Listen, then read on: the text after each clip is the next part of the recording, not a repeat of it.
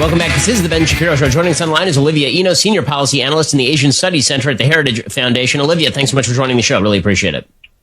Thanks so much for having me. So, Olivia, how exactly should the United States seek to get some sort of recompense from China for their role in coronavirus? There's one study that suggests that if China had actually been forthcoming about all the information on coronavirus early, then 95% of all casualties that the world has undergone would have been avoided. What exactly should the United States be doing to basically push back against China here? Well, Ben, the U.S. has long been a bastion of freedom and liberty, and we have promoted that not only inside our own borders, but also beyond. And so as we look to China's early response, literally from the very beginning days of the COVID-19 outbreak, we saw them restricting freedom of speech. We saw them limiting civil society's ability to respond to the crisis. And I think we saw this most clearly through the case of Dr. Li Wenliang, who is the whistleblower who said, look, I'm starting to see the emergence of a pneumonia-like virus that is incredibly infectious. And what did they do? They shut him down. And this is the type of activities that we see the Chinese Communist Party engaging in.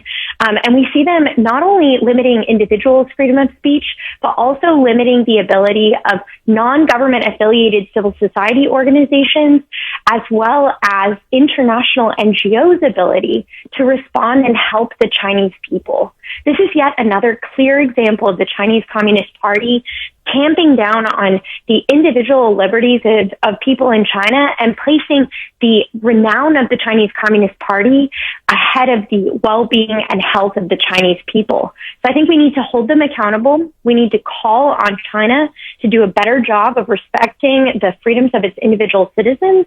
We need to consider potential sanctions for individuals who are restricting, for example, freedom of religion or freedom of speech in tangible ways. And frankly, as the top single country donor giving $1.3 billion in assistance to China, we need to demand that China grant access to the CDC.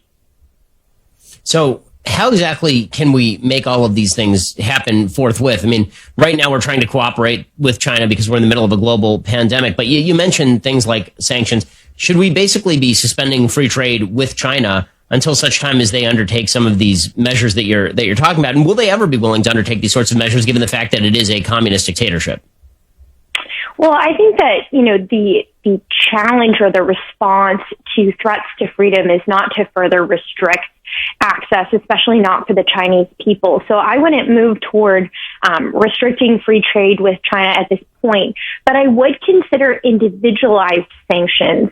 There's already authorities that the U.S. Treasury possesses through something called the Global Magnitsky, which enables individuals and entities to be targeted when they engage in human rights violations or corruption.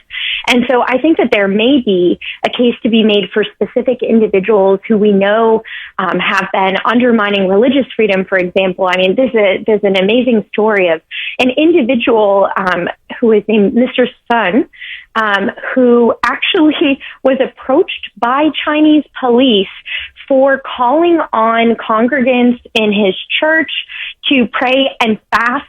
They told him he was engaging in unauthorized prayers. Unauthorized prayers. I mean, this is just unbelievable that the Chinese government is invading in the individual personal and spiritual lives of ordinary Chinese citizens. And so I think, for reasons even beyond COVID-19, it would be a good idea to target individuals who are undermining religious freedom through those sanctions as well.